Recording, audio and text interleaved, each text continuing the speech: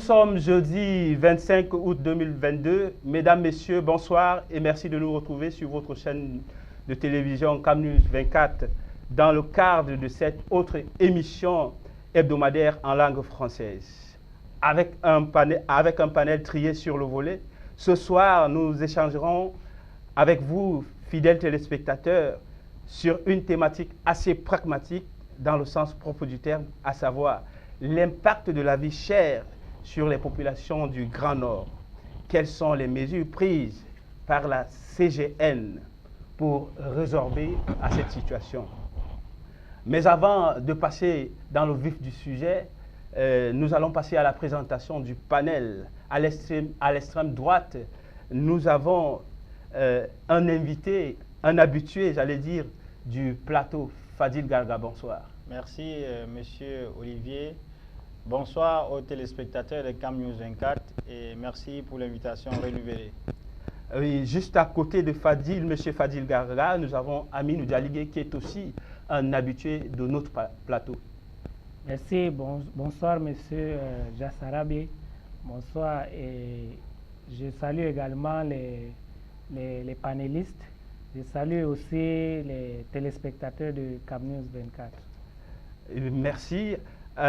Aladi Amadou Wakili, c'est votre toute première fois d'être sur notre plateau. Vous êtes le bienvenu. Bonsoir. Merci. Aladi. Bonsoir, monsieur Olivier. Et je suis tellement ravi. Souvent, je regarde vos émissions et je n'ai pas eu quand même la chance de participer. Comme je suis à Douala, mon ami, le doctorant Fadil Garga, a fait en sorte que je puisse assister à votre émission. Je suis tellement ravi et je salue tout le monde. Alors, mesdames, messieurs, installez-vous confortablement chez vous. Comme je le disais à l'entame de mon propos, ce soir, le thème qui nous rassemble sur ce plateau, c'est l'impact de la vie chère sur les populations du Grand Nord. Quelles sont les mesures prises par la CGN pour résorber cette situation? Alors, nous allons commencer par M. Fadil Garga. Est-ce que vous pouvez nous situer dans le contexte général cette situation de la flambée des prix qui rend la vie chère au Cameroun? Oui, merci pour cette question, M. Olivier. Rappelons déjà que la crise économique au Cameroun a été vraiment touchée depuis 2 ou 3 ans et ça a entraîné ce qu'on appelle souvent une inflation dans l'acquisition de certains produits, et ça a également ça a engendré la faible capacité de production et de distribution des produits, et qui ont souvent entraîné de faibles revenus aux ménages, et qui dit ménage dit également aux revenus. Donc si vous ne parvenez pas déjà à produire et à vendre et il n'y a pas de revenus, du coup vous ne parviendrez pas aussi à acheter. Et déjà la FMI, c'est lors de leurs dernières statistiques publiées le 1er juillet 2022, on constate que le taux d'inflation est tablé à 4,6. Et que ici au Cameroun, non seulement il y a le SMIC est très faible, et non seulement également aussi le pouvoir d'achat des Camerounais et des consommateurs sont assez faibles, et toute cette situation, voilà, ça ne peut que... Et Fadil, nous rappelons que le SMIC au Cameroun se situe entre 35 et 40 000. 35 oui, et 40 000. Oui, imaginez-vous, monsieur Olivier, avec 40 000, si on table à 40 000, qu'est-ce qu'un citoyen lambda peut s'acquérir avec les difficultés actuelles que la population rencontre, surtout les entrepreneurs? Alors, je vais revenir à vous, monsieur Fadil Garga. Là, présentement, je me tourne vers Aminou Dialigué. Monsieur Aminou Dialigué, comment est-ce qu'on peut expliquer cette situation qui aujourd'hui est devenue le quotidien non seulement des Camerounais, mais aussi de la population du Grand Nord? Ok, merci pour la question, Monsieur Jassarabe. Déjà, c'est une question très importante. Je pense que l'impact des prix sur le marché aujourd'hui, c'est un impact qui est très négatif parce que la population souffre. Et cela n'est pas seulement au niveau du Grand Nord, c'est tout le Cameroun, voire même toute l'Afrique en fait. Bien, ça pourrait s'expliquer, n'est-ce pas, par le fait que le Covid-19 avait déjà,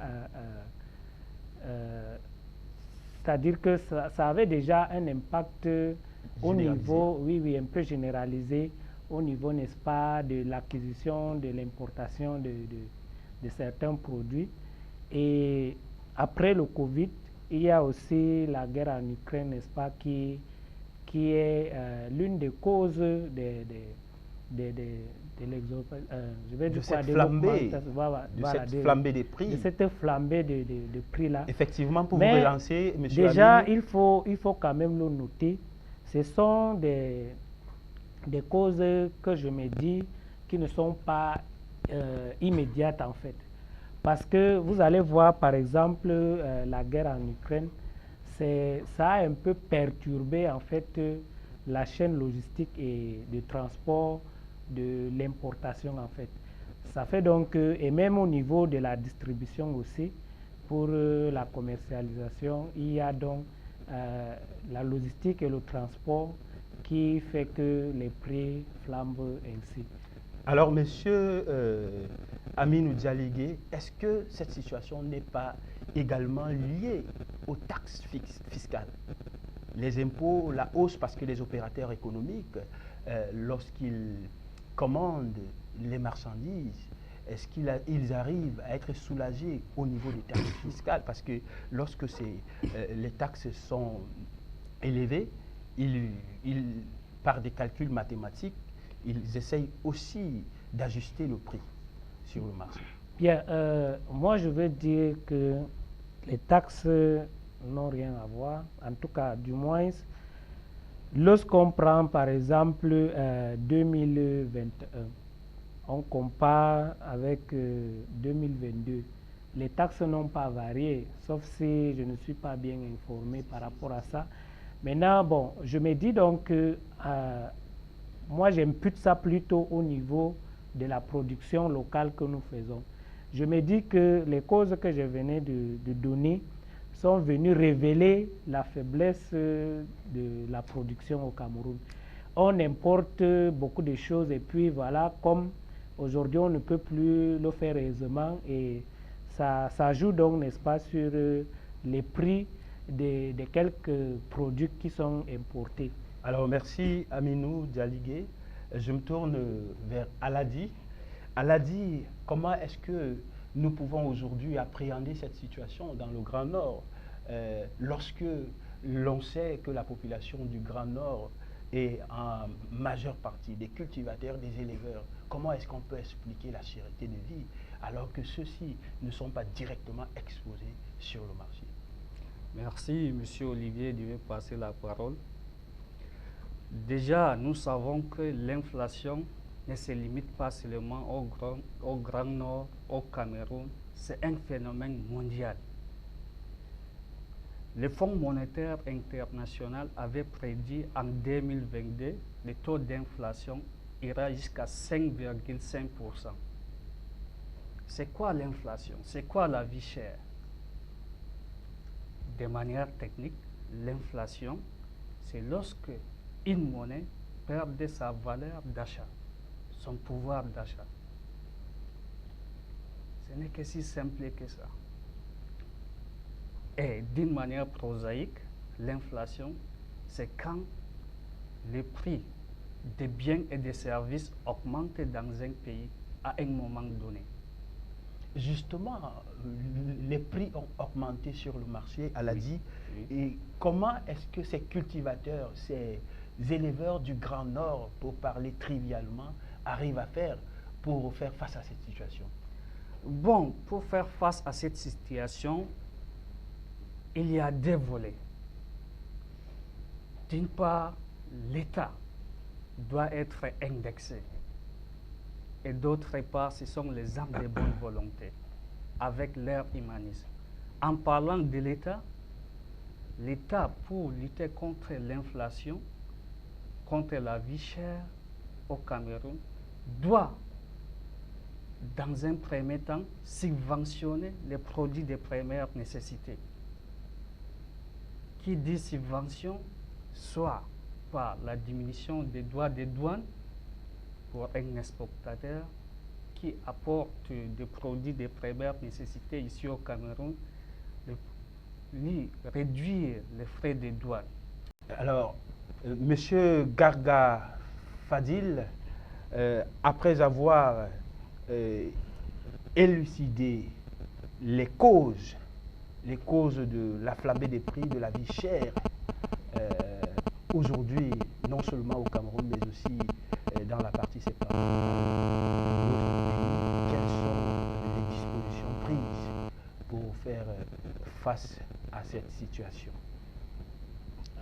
Déjà, merci encore pour cette question. Je tiens à rappeler aux téléspectateurs que la CGN, c'est une association qui prône le vivre ensemble et qui incite et initie les activités entrepreneuriales.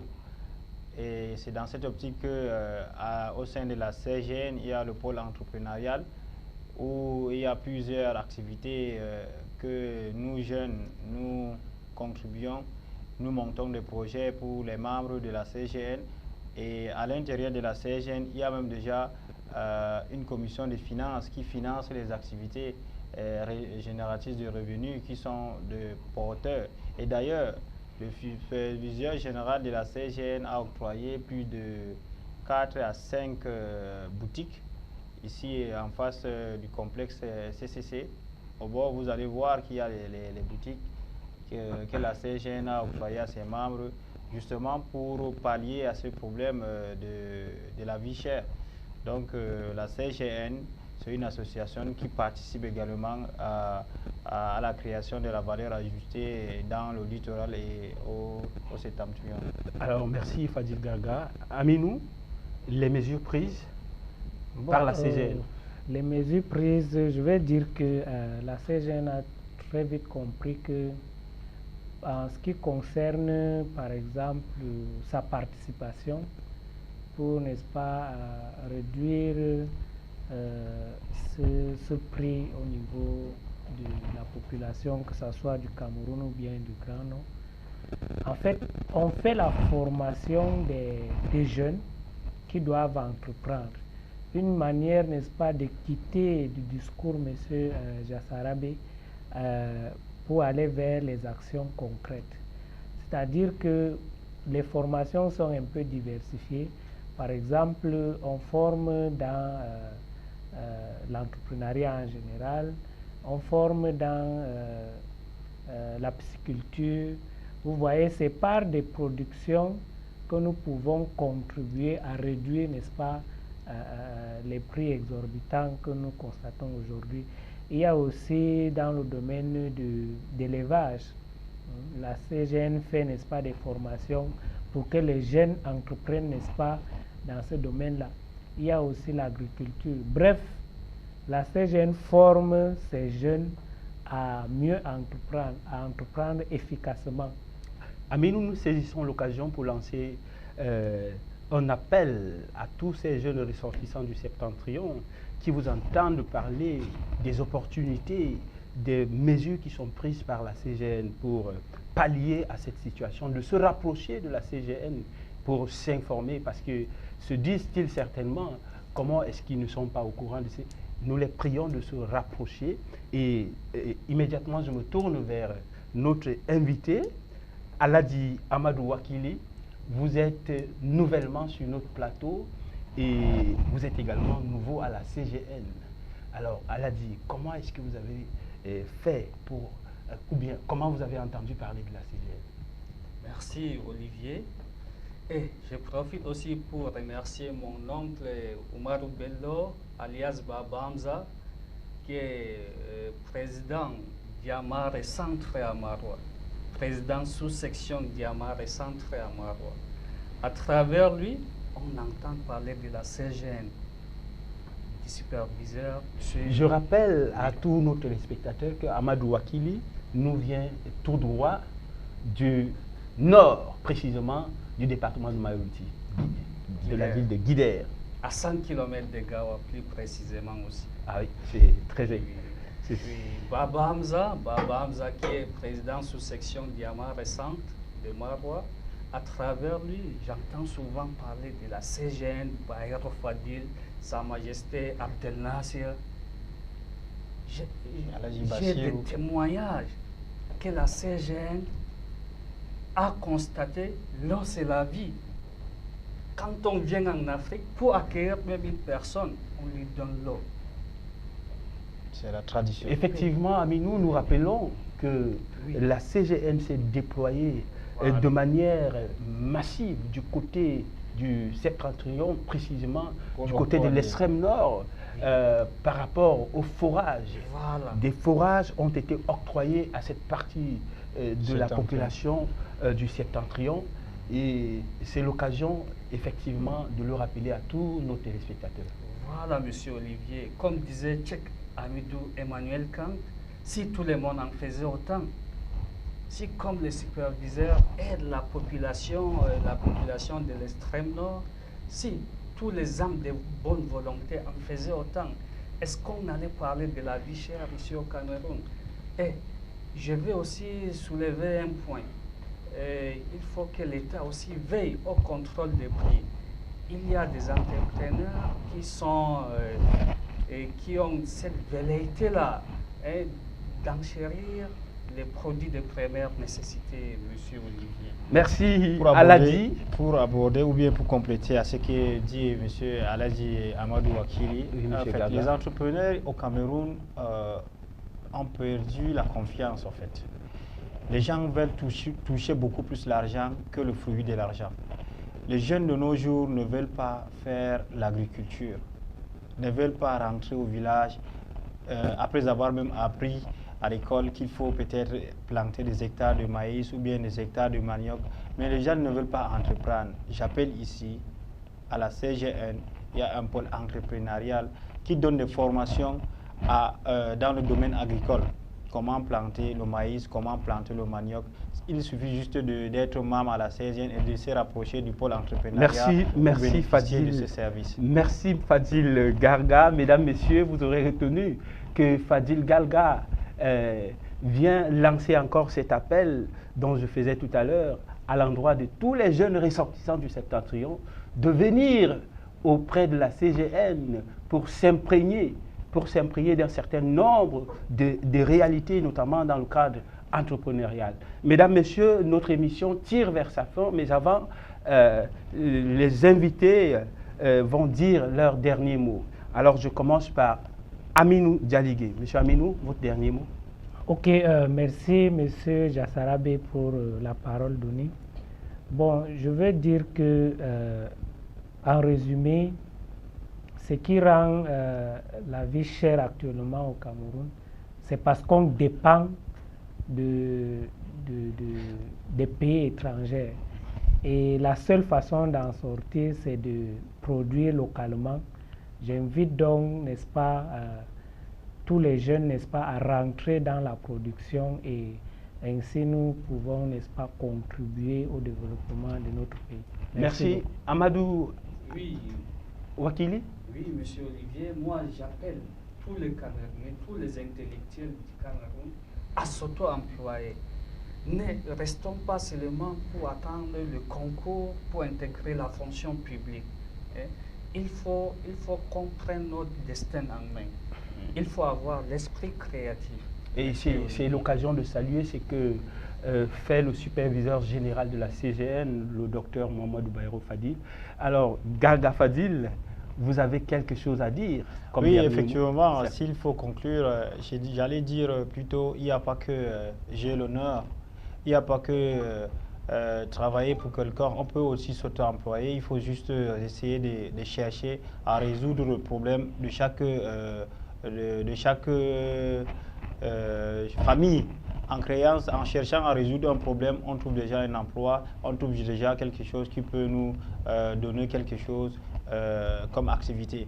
Donc, je rappelle qu'il suffit juste de se faire former en entrepreneuriat ou même essayer de se rapprocher de ceux qui ont fait. Ça veut dire que le savoir-faire est toujours important. Alors, mesdames, messieurs, merci d'avoir été des nôtres. Nous sommes au terme de notre émission. Bonne suite de jeudi soir et à jeudi prochain. Merci.